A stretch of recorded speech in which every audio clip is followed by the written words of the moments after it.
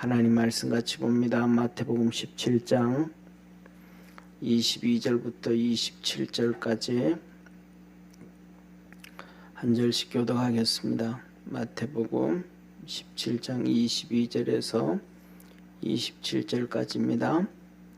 갈릴리에 모일 때에 예수께서 제자들에게 이르시되 인자가 장차 사람들의 손에 넘겨 죽임을 당하고 제3일에 살아나리라 하시니 제자들이 심히 근심하더라.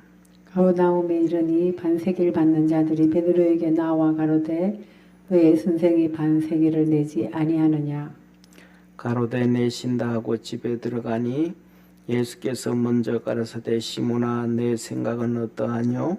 세상 임금들이 네게 관세와 정세를 받느냐? 자기 아들에게냐 타인에게냐?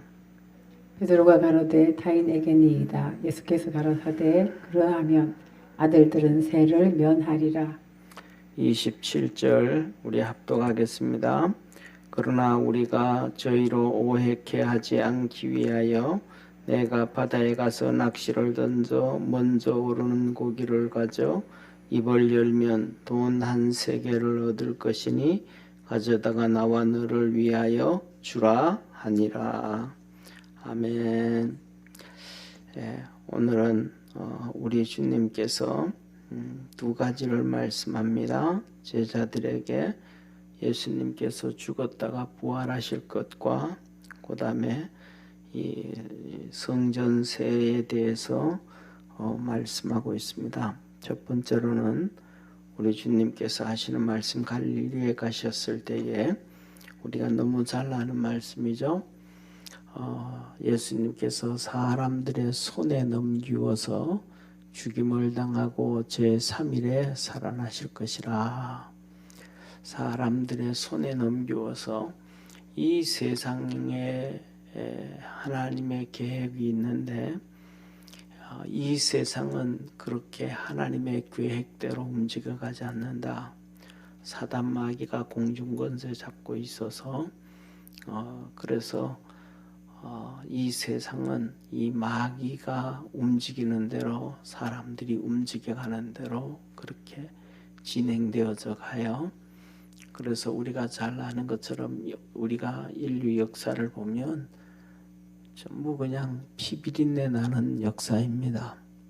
사단 마귀는 예수님을 손에 넘기워 죽게 하던 것처럼 우리 개인을 파괴하고 또 가정을 파괴하고 사회를 파괴하고 그 다음에 전 세계를 파괴하고 전부 다 타락시키고 제약 가운데 가게 해요. 그래서 이 인류학을 공부하고 연구하는 사람들은 보면 사람들이 이렇게 죽잖아요, 그죠? 죽으면 이렇게 해골들이 나오는 경우가 있어요, 그죠? 해골들이 나오는데 옛날에 죽은 사람들의 거의 3분의 1이 거의 다 죽임을 당하는 거예요. 전쟁을 통해서 칼에 찔려 죽는다든지 그 다음에 망치 같은 거에 맞아서 머리가 깨어진다든지 이렇게 해서 거의 3분의 1이 그렇게 죽는다는 거예요. 그래서 우리도 잘 알죠, 그죠? 우리도 잘 알잖아요. 우리나라 역사를 보면 얼마나 많은 전쟁을 해요. 또 이 몽골이 하다못해가지고 우리까지 대한민국부터 시작해서 유럽까지 가면서 그냥 보이는 대로 그냥 쓸어 죽였단 말이에요. 그런 역사. 그 다음에 1차 세계대전, 2차 세계대전, 1차, 2차 세계대전 일어나기 전에 나폴레옹이 또 시작이 돼가지고 왔고, 그리고 2차 세계대전 들어서면서도 이 나치하고 싸웠던 그 러시아가 2,700만 명이 죽으면서 전쟁을 하면서 이 나치하고 싸워서 이겨서 뭐 이긴 게 아니죠, 그죠? 그냥 게임 끝난 거죠. 2,700만이 죽었으니까. 그런 엄청난 사건들, 뭐 하여튼 그런 전부 다 그게 뭐냐 하면 이 사단 마귀가 하는 짓이란 말이에요. 그래서 이 하나님은 우리가 하나님의 말씀대로 살아서 이 땅의 개인이든지 가정이든지 사회든지 부족이든지 국가든지 그 나라가 하나님을 잘 섬기고 하나님께 영광 돌리는 그런 나라를 원하지만 세상의 주권자들은 하나도 그렇게 되어지지 않았단 말이에요. 우리 구약 성경에 나타나 있는 이스라엘을 중심으로 한 나라들을 보면 제일 먼저 가장 큰 나라가 애굽이 나오잖아요. 솔로 아브라함 시대요. 이 애굽도 그 길을 가요. 그 다음에 애굽이 지나고 난 다음에는 우리가 잘 아는 것처럼 이 아수르가 나오는데 아수르도 그래요. 바벨론도 그래요. 예, 그 다음에 페르시아도 그래요. 그리고 로마도 그래요. 이 전부 다 어느 한 나라든지 그렇지 않다. 하나님의 뜻을 이루어가지 않는다. 바로 옆에 그 이스라엘이라는 나라를 두고 뭐 헬라도 그렇고요. 그런 것처럼 오늘날 그러면 우리가 살아가는 시대는 어떤 시대냐? 우리가 살아가는 시대도 똑같은 시대예요. 그런데 뭐냐 하면 우리나라 대한민국 같은 경우에는 지금까지 광복이 일어나고 일제식민지에서도 우리 기독교가 얼마나 힘들고 어려움 당했어요. 그렇죠? 엄청나게 어려움 당하고 핍박당하고 어려움 당했단 말이에요. 그때 이 36년 동안 일제 36년 그리고 1882년에 기독교가 들어오고 난 다음에 한 60년 가까이 정말 우리나라는 5천년 동안 가장 하나님의 은혜를 입은 것이 이번 1세기인데 세계에서 가장 정말로 최고의 선교사들을 하나님이 우리에게 보내주신 거예요. 할렐루야. 하나님이 우리에게 최고의 선교사들을 보내준 거예요. 그 당시에 보면 우리가 잘 아는 것처럼 1800년대 말하고 1900년대 초에 가면 전 세계의 신앙이 전부 다 엉망이 되어집니다. 완전히 그냥 엉망이 되어져 신앙이. 그래가지고 완전히 인본주의 신앙으로 판을 칩니다. 그 인본주의 신앙으로 신학이 하나님 앞에서 믿음이 반듯하게 서야 되는데 이게 반듯하게 서지 아니하니까 신학이 인본주의 신학으로 막 다 퍼져나가 버립니다. 그래서 거기서 때부터 시작해서 뭐냐 하면 이 캐톨릭 그다음에 이 공산주의자들이 만들어내는 신학이 나사회주의가 만들어내는 신학이 해방신학이 나오는 거예요.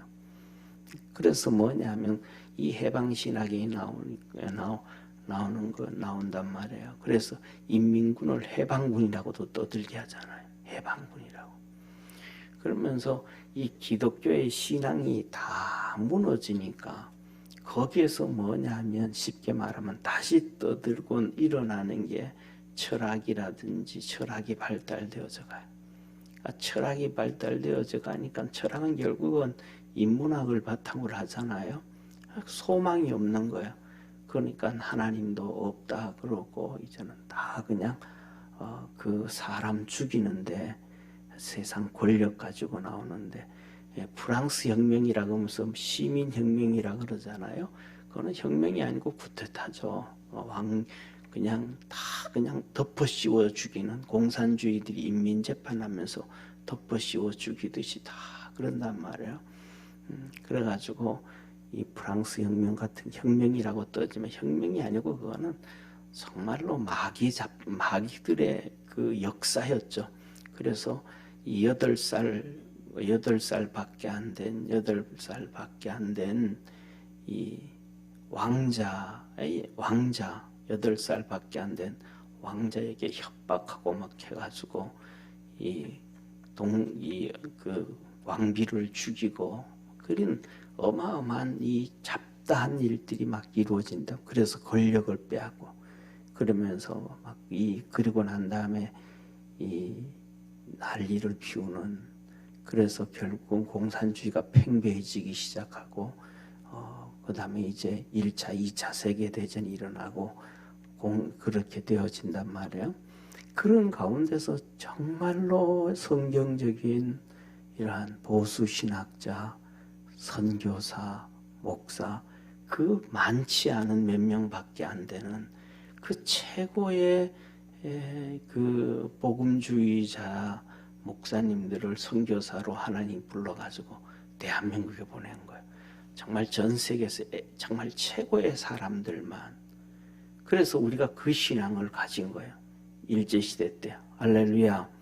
그래서 나라를 사랑하게 되고 국가를 사랑하게 되어지고 이렇게 되어지니까 그 당시에 최고의 지식인들은 전부 다 교회를 통해서 이루어진 거예요. 그리고 난 다음에 그 최고의 사람들이 교회를 통해서 훈련되고 일어나고 나니까 그들을 통해서 이승만 대통령이 대한민국을 세웠잖아요. 그래서 기독교가 불처럼 일어났습니다. 할렐루야. 이게 뭐냐면 전 세계를 그냥 우리가 복음을 들고 있는 것이 그냥 자연스럽게 된 거다. 이게 아닌 거예요. 하나님의 그 어마어마한 역사요. 정말 기적의 기적이 이루어진 것이 대한민국이에요. 네, 그런 얘기예요. 이 경제학자들이 전 세계에서 경제 성장이 제일 빨리 된 나라가 어느 나라냐 하면 미국인 거예요. 미국이 경제 성장이 제일 빨리 된 나라가 미국인 거예요.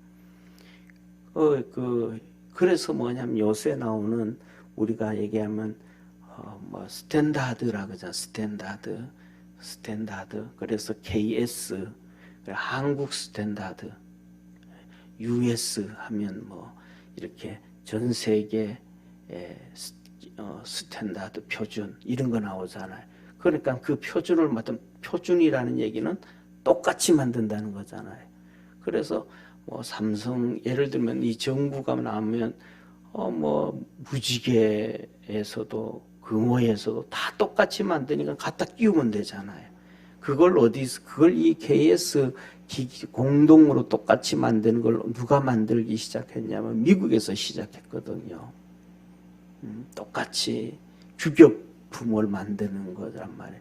그래서 경제 성장이 빨리 됐는데 이 경제 성장이 7%, 8% 정도 이게 10년, 20년 정도 이렇게 성장해가지고 경제 성장을 하는데 미국이 이렇게 성장하는데 140년 걸린 게 우리나라 대한민국은 40년 걸렸다는 거예요.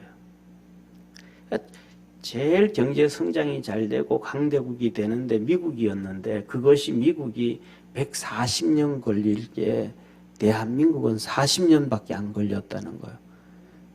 이거는 기적이 아니에요. 그거는 기적이라고 말할 수도 없을 정도로 어마어마한 역사란 말이에요. 그런 일들이 어떻게 될 수가 있겠어요? 이것은 하나님이 하셨다라는 것을 믿으시기를 바랍니다. 하나님 말고는 될 수가 없는 거예요. 그럼 우리 민족이 우리가 잘 산다 그러면 옛날부터 5,000년, 반만년 역사라 그러는데 5,000년 전부터 잘 살아야 되잖아요. 근데 그때까지 한 번도 잘 못 살았어. 그런데 우리나라의 하나님이 최고의 신학자들, 최고의 선교사들, 그 사람들을 보내줘가지고 우리나라를 훈련시키고 그 중심에 정말로 위대한 사람 이승만 대통령을 만들어주시고 박정희 대통령을 만들어주시고 전두환 대통령을 만들어줘가지고 됐단 말이에요. 사람들은요 전두환 대통령 막 욕하잖아요. 전두환 대통령이 대통령 됐을 때도 전 세계에 전화를 걸면 전부 다 교환수가 다 있었습니다. 전 세계 교환수가 없는 나라가 딱 두 나라인가 그랬어요. 미국하고 노르웨이인가 그 두 나라예요.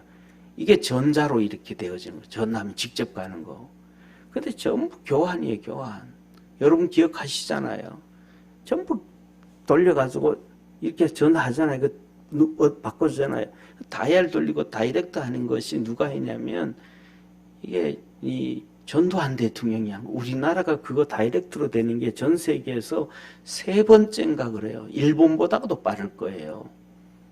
이걸 어떻게 만드냐면 삼성전자하고 LG전자의 최고의 과학자들을 뽑아가지고 30명 뽑아가지고 60명인가 뽑아서 이 대덕단지인가 거기 집어넣어가지고 집중 연구를 한 거예요.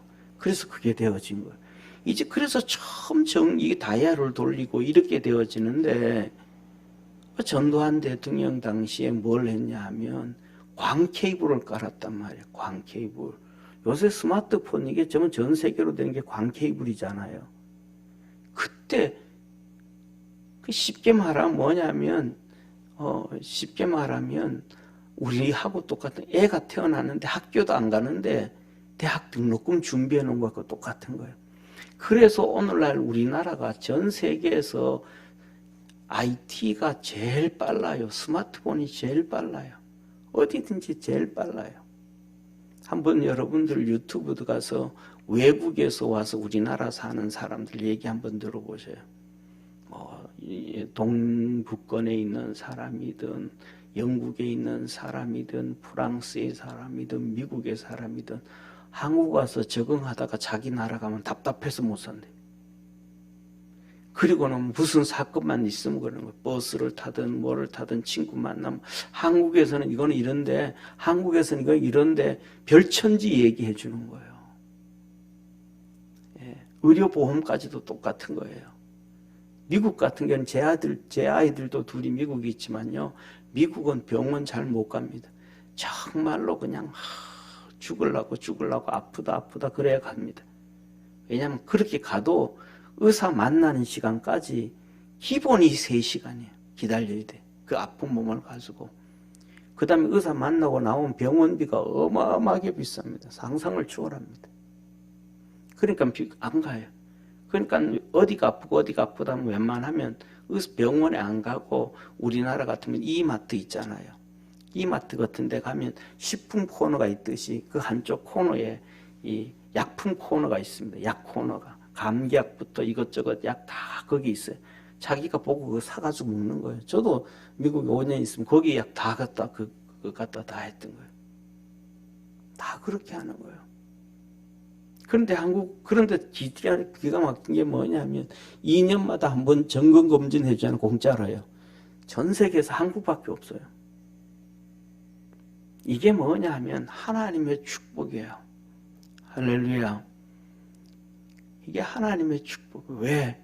하나님께서 세계 복음화를 위해서 주님께서 준비해 놓으신 거예요. 그런데 이것을 우리가 80년 중반부터 시작해서 세계 선교를 너무 잘해왔잖아요. 너무 잘해왔단 말이에요.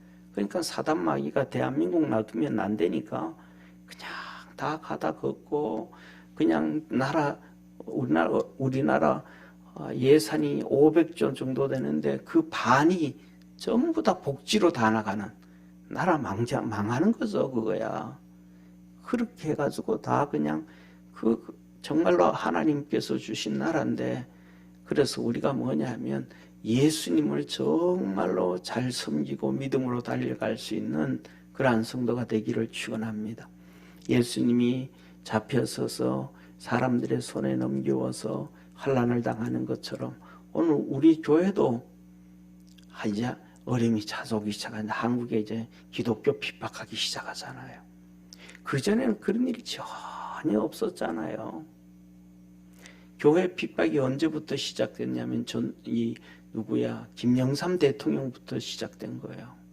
김영삼 대통령이 또 시작해가지고 상가에서는 교회가 몇 평 이상은 안 된다. 뭐는 어떻다면서 그거 다 교회 제대로 개척하지도 못하도록 문 닫아놨었고요.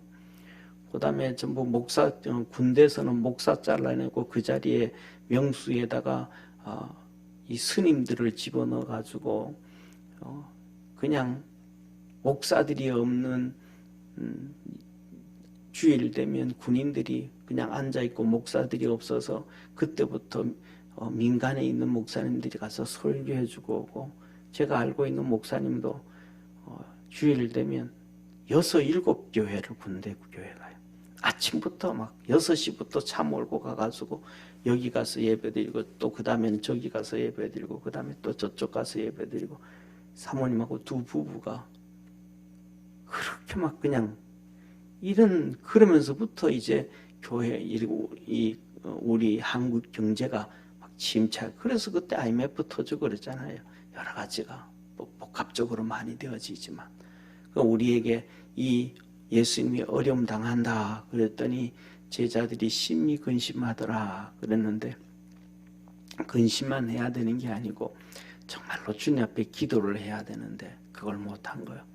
저와 우리가 하나님 앞에서 복음을 위해서 정말 열심히 기도할 수 있는 우리 축복의 성도가 되기를 바랍니다. 그래서 이렇게 하나님의 거룩한 역사가 대한민국을 통해서 다시 이루어지고, 대한민국을 통해서 북한에도 복음이 들어가고, 중국 땅을 거쳐서 러시아를 거쳐서 다시 예루살렘에 가고, 그게 빨리 되기를 저는 소망을 합니다. 할렐루야.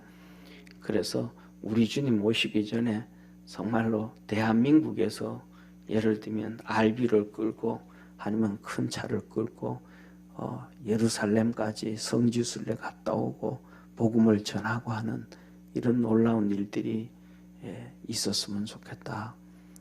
그래서 뭐냐 하면 제가 중국에 선교 갈 때도 그래. 중국 지하교회들이, 성도들이 한국 교회 와서 예배 드리는 거 좀 봤으면 좋겠다는 거예요.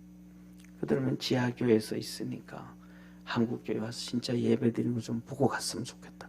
이 꿈인 사람들이 너무 많단 말이에요.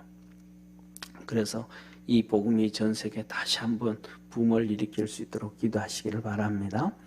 그리고 이제 이 갈릴리가 그가 또 갈릴리라고 얘기를 하면, 오늘날로 말하면 갈릴리라고 얘기한다 그러면 경기도다 이렇게 생각하고, 가버나움이다 그러면 우리 분당이다 이렇게 생각하면 돼요.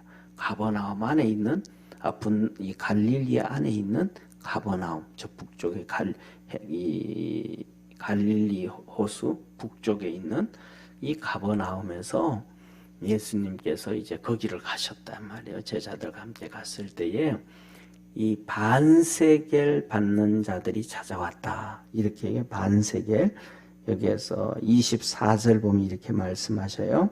가버나움에 이르니 반세겔 받은 자들이 베드로에게 나와 가로되 너의 선생이, 그러면 너의 선생님은 예수님이잖아요. 예수님이 반세기를 내지 아니하였느냐, 반세기를 안 냈다 이렇게 얘기를 하는 거예요. 이 반세기를 걷는 사람이 누구냐 하면 레위인들이에요. 레위인들. 이게 뭐냐면 출애굽기 위에 보면 출애굽기에 보면 죄송합니다. 여기 저 앞에 여기 이게 앞에 모니터에 보면 출애굽기 3장이라 그랬잖아요. 그죠? 3장 13절인데 아니고 3장이 아니고 30장 13절입니다.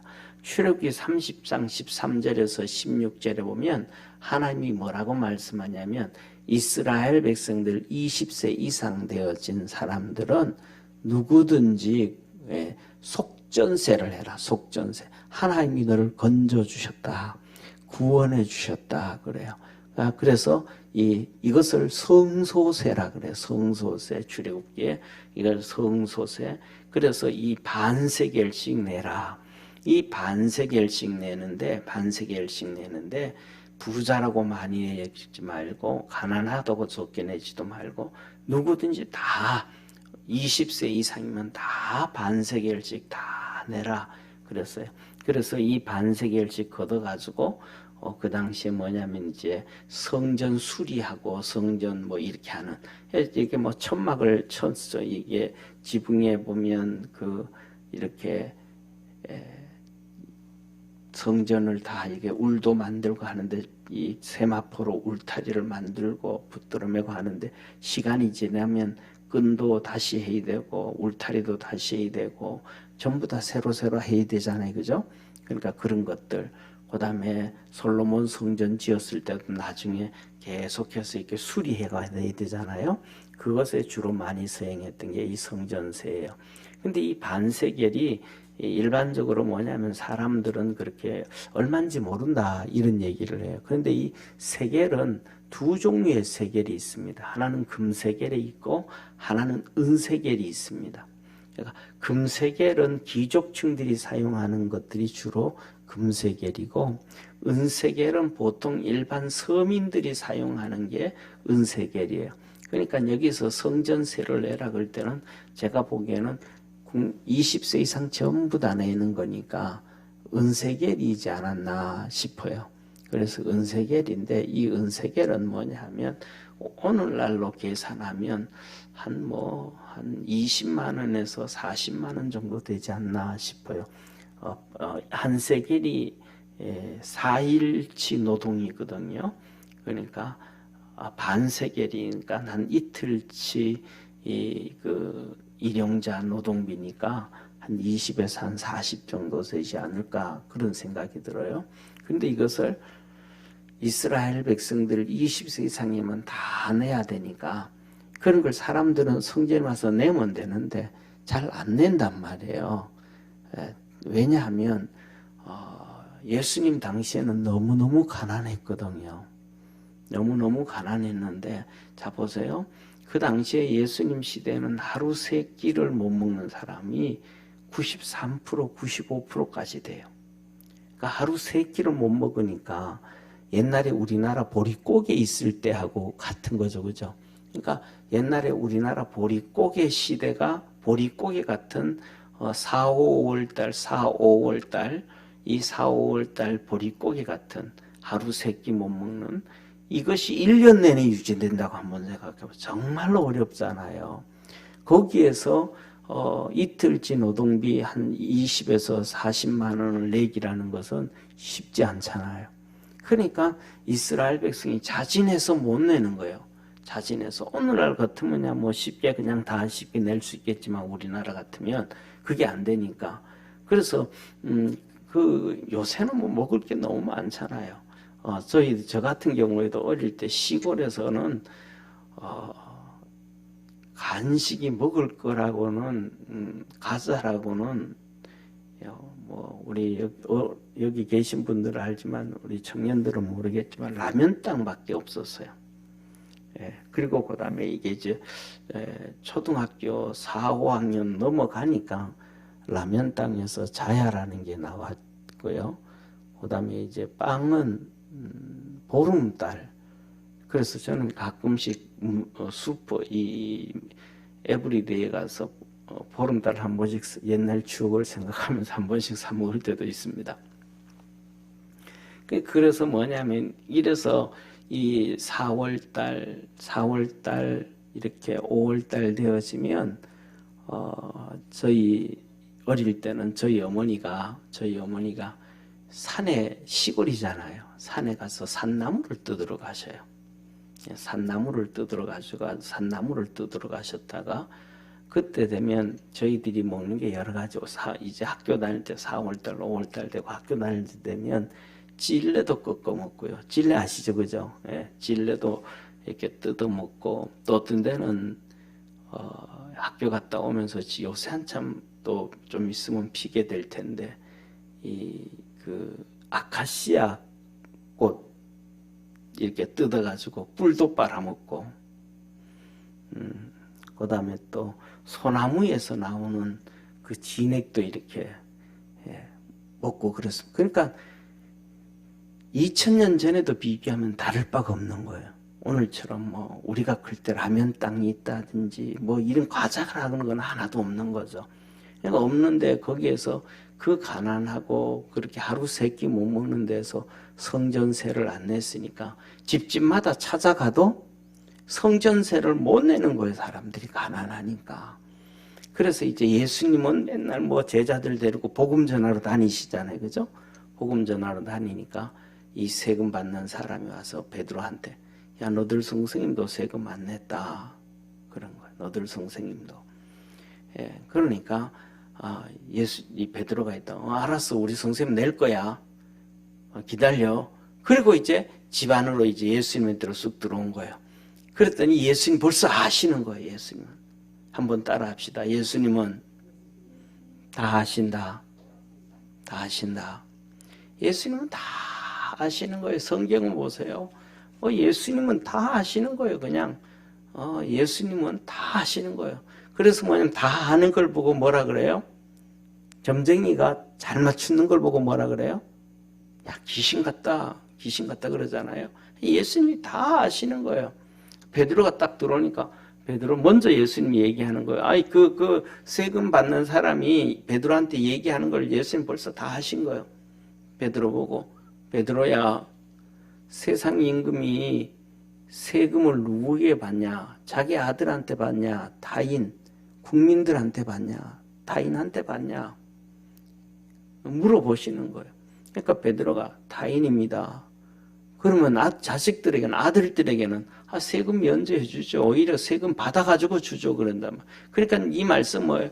예수님이 하나님의 아들이고 중심인데 예수님 세금 낼 필요 있어요? 없어요? 없다는 거예요. 성전이 또 예수님의 몸을 얘기하는데 이거 뭐 내는 거예요.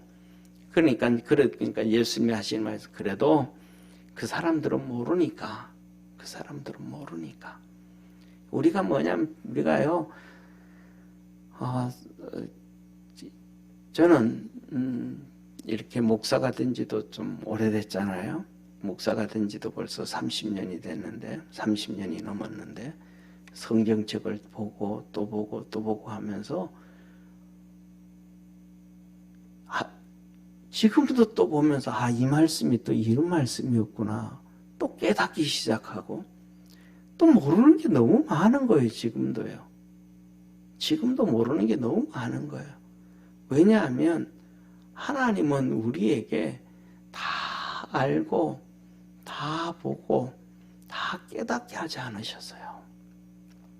쉽게 말하면 하나님은 우리에게 뭐냐 하면 봉사처럼 만들어 놓고 이래 해 놓으신 거예요.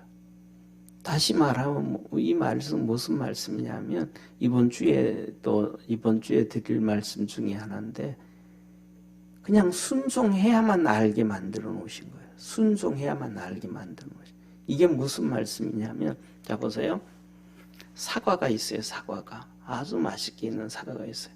그러면 이 맛을 알까요? 모를까요? 몰라요. 맛을 몰라요. 그런데 뭐 해보면 알아요? 그렇죠. 먹어봐야 알죠. 먹어보기 전에는 절대로 모르는 거예요, 이 맛을. 다시 말하면 우리가 사과 맛을 다 알잖아요. 뭐 해봤으니까? 먹어봤으니까. 그런데 앞에 사과가 5개가 있으면 그 5개를 있는 사과 맛은 모르는 거예요. 이게 얼마만큼 단맛인지, 얼마만큼 신맛인지, 얼마만큼 아삭한 맛인지 모르는 거예요. 사과 맛은 아는데 그것이 각각이 얼마만큼 더 맛있는지는 모르는 거예요. 그것은 뭐예요? 먹어봐야만 아는 거예요. 그래서 하나님은 우리 눈을 다 가려놓고 귀를 다 가려놓고 하나님 말씀을 다 이렇게 놓고도 다 가려놓은 거예요. 쉽게 말하면 뭐예요? 사과처럼 이렇게 5개를 진열해 놓고도 이게 사과라는 거 다 알게 해놓고도 모르게 만드는 거, 먹어야만 알게 만드는 거예요. 성경책을 이렇게 펴고 다 해놓고도 그것을 모르는 거예요. 그냥 지식으로는 안 되고 먹어봐야만 아는 거예요. 다시 말하면 바리새인들, 사두개인들이 성경을 보고 예수님을 보면서도 모르는 거예요. 예수님 뭐예요? 영접하는 자. 그 뭐예요? 믿는 자. 영접하고 믿는다는 얘기는 예수님 말씀에 순종하는 거잖아요. 그러니까 순종해야 그때서야 아는 거예요. 눈에 보이는데도 모르는 거예요.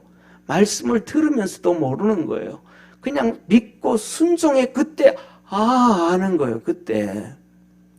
예수님이 성령에 대해서 아무리 얘기해도 모르는 거예요. 그들이 말씀에 순종하고 예루살렘을 안 떠나고 마가의 집에서 성령님이 그들에게 임하고 나니까 그때서야 아는 거예요. 그래서 우리가 하나님 앞에서 이렇게 깨달아갈 수 있는 우리 축복의 성도가 되기를 축원합니다. 그래서 뭐냐면 그들은 모른다. 아무리 얘기해주고 아무리 뭐라도 모른다. 앞에 사과가 이렇게 있는데 이것은 네 맛이고 이것은 네 맛이고 이것은 네 맛이라 그래도 아무리 얘기해도 모른다. 그러니까 우리가 그놈들 뭐 하지 못하도록 오해가 없도록 하자. 그래서 베드로에게 말하면 베드로야 너 바다에 가서 낚시해서 제일 먼저 올라오는 놈 물고기 입을 열면 한 세계를 얻으리라. 그 세계를 가지고 이렇게 너와 나를 위해서 세금을 내라. 이렇게 말씀을 해요. 그런데 오늘 이 말씀을 하면서 이 자유주의자들 이 사람들이 해석을 어떻게 하냐면 이런 얘기를 하는 거예요.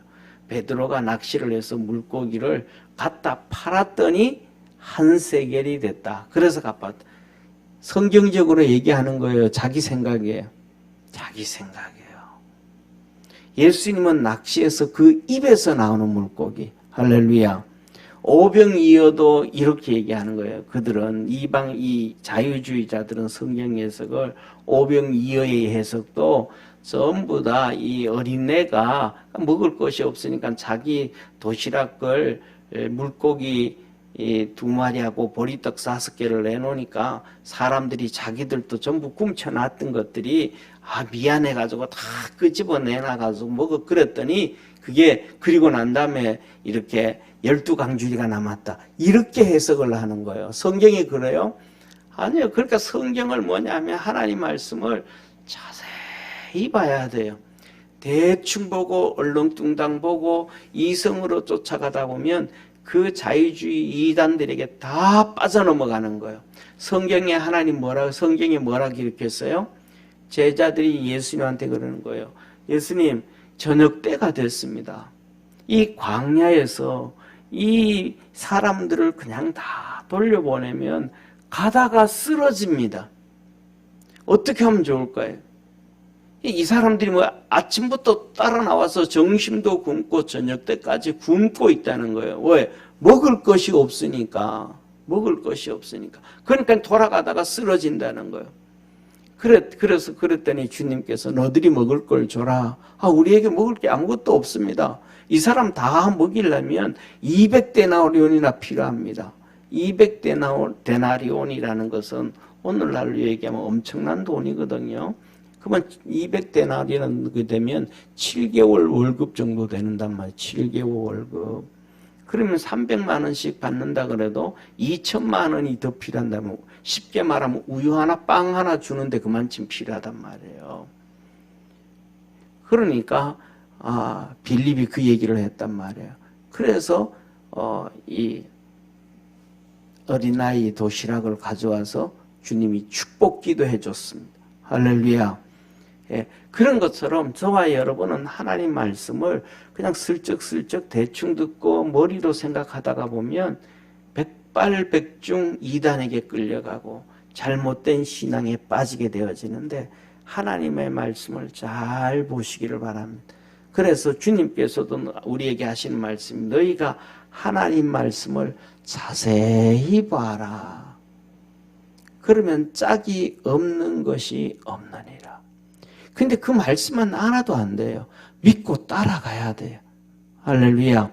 예수님께서 이 땅에 탄생하실 때 동방박사들이 예루살렘에 왔단 말이에요. 여기에 메시아가 어디에 나겠느냐 물었더니 그 랍비들이 하는 얘기가 뭐라 그래요? 율법학자들이 뭐라 그래요? 저 조그만한 동네 베들레헴에서 난다. 알려줘요. 성경이 어떤 건 말씀인지. 그 동방박사들은 가요. 그런데 율법학자들은 알려주고는 안 쫓아가는 거예요. 안 가요.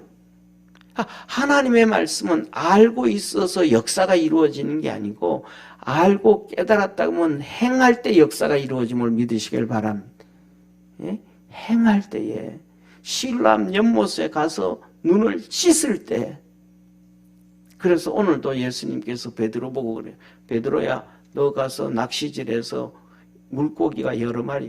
제가 보기에는 우리나라 낚시하고 그때 거기 낚시하고는 좀 다른 것 같아요. 아마 이 낚시를 우리나라로 비교하면 뭐 주낚시나 이런 거 비슷하지. 낚시를 바늘이 여러 개 더 끼워져 있는 낚시, 이렇게 던지면 여러 마리 한목에 올라올 수 있는 여러 낚시 바늘이 여러 개 돼 있는 것 같아요. 근데 그거 던지면 먼저 올라오는 놈이 입에 한 세겔이 있다. 말이 돼요, 안 돼요? 물고기가 어떻게 입에 한 세겔 동전을 입에 물고 있겠어요? 그러니까 아무리 생각해도 이거는 불가능한 거잖아요. 안 되잖아요. 제가 베드로였다 그러면요. 저는 이래서 베드로를 존경하는데, 제가 베드로였다 그러면 낚시질 안 가요. 저 가버나움이 베드로 집이거든요. 베드로는 진짜 부자거든요. 진짜 부자예요. 그 베드로에게 한 3, 40만 원 성전세 갖다 내는 거는 아주 그냥 쉬워요. 그러니까 자기 집에 가가지고 자기 아내한테 여보 왜 선주니까 성전세 좀 내게 돈 좀 줘라 그러면 받아올 수 있어요. 그랬을 것 같아요. 근데 베드로는요, 예수님 말씀 그대로 따라가요. 정말 낚시를 해가지고 먼저 오는 이울 벌렸더니 한 세겔이 나온 거예요. 할렐루야. 우리가 생각할 때는 이거 틀렸어, 이건 아니야. 좀 전에 말씀했던 것처럼 하나님의 말씀은 순종할 때 역사가 이루어지는 거예요. 순종할 때 눈이 열리는 거예요. 순종할 때 맛을 나는 거예요. 그러기 전에는 절대로 알지 못하는 거예요. 그래서 순종 안 하면, 예를 들어서 오늘 예수님께서 가서는 낚시해서 물고기 올라오면 그 한 세겔 갖다 줘라 그랬는데, 베드로가 예 하고 나가가지고는 바로 자기 집에 가가지고 돈 갖다가 반 세겔을 냈어요. 예수님이 알았을까요? 모를까요? 그러면 알죠. 바깥에서 그 반 세겔 받은 자가하고 베드로하고 만나서 얘기한 것도 아는데, 그러면 베드로는 예수님한테 책망을 들을까요? 안 들을까요? 베드로는 책망 들을 정도가 아니고 큰 죄를 짓는 거예요. 왜? 예수님 말씀 무시한 거거든요. 예수님 말씀 무시한 거거든요. 이번 주에 전할 메시지지만, 주님께서 모세를 보고 반석을 향하여 물을 내라 그랬는데 가서 지팡이로 2번 때려서 물을 냈어요. 물을 낸 거는 맞아. 그런데 명하라 그런 것과 지팡이로 때리라 그런 건 다르잖아요. 그 때렸다고 이 모세는 하나님 앞에 심판을 받아서 가나안 땅을 못 들어갔습니다. 쉽게 말하면 하나님의 말씀은 그대로 그냥 따라가는 거예요. 그러면 거기에서 하나님의 역사가 일어나고 하나님의 축복이 이루어지고 하나님의 거룩함이 이루어지는 거예요. 그래서 오늘도 베드로에게 그걸 믿음을 보여주는 거예요. 너 낚시해서 물고기 입에서 나오는 한 세겔 갖다 바쳐라. 베드로를 존경할 수밖에 없는 게 이런 거예요. 자기가 얼마든지 육신으로 해결하고 인간적으로 해결할 수 있는데도 그것을 따라가지 아니하고 예수님 말씀대로 쫓아가는 거예요. 저와 여러분, 우리가 살아갈 때는 안 그러잖아요. 저도 그래요. 그런 경우 많아요. 그냥 이런 거 있으면, 내가 해결할 수 있는 거 있으면 기도 안 하고 그냥 해결해버려요. 그런데 더 좋은 거는 내가 할 수 있는 것도, 해결해버릴 수 있는 것도 기도하고 주님 앞에 응답받고 그 말씀대로 행하는, 그게 하나님의 가장 축복된 성도다. 그래서 이 로마서 14장을 보면 이렇게 말씀합니다. 로마서 14장만 보고 우리 기도하겠습니다. 로마서 14장을 한번 보시죠. 로마서 14장